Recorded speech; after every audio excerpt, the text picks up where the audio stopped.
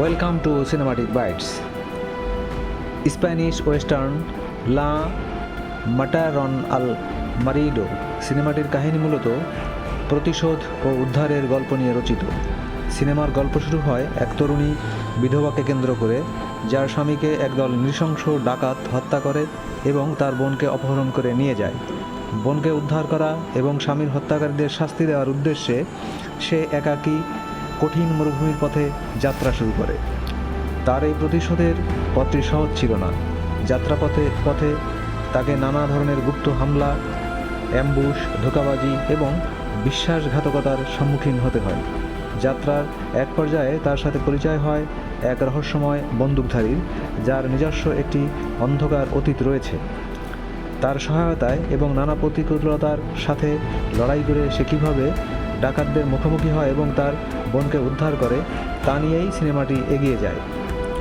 সিনেমাটি একটি classic western trash revenge ড্রামার উপর ভিত্তি করে তৈরি।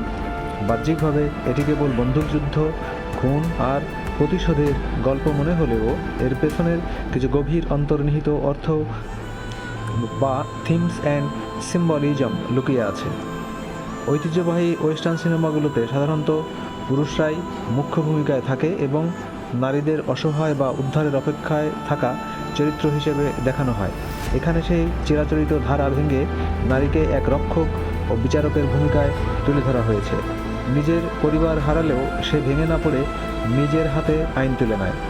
দি ডেজার্ট অ্যাজ ইন্টারনাল স্ট্রাগল চলচ্চিত্রে কঠোর ও রুক্ষ মরুভূমির পথটি কেবল একটি ভৌগোলিক স্থান নয়, এটি নায়িকার মানসিক রূপান্তর ও অভ্যন্তরীণ যন্ত্রণার প্রতীক।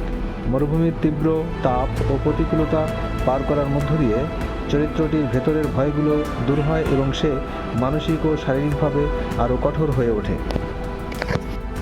ছবিটি দেখতে চাইলে ডেসক্রিপশন বক্সে লিংক দেওয়া আছে, লিংকে ক্লিক করুন, ছবিটি এনজয় করুন। আবার কথা হবে, ততক্ষণে ভালো থাকুন।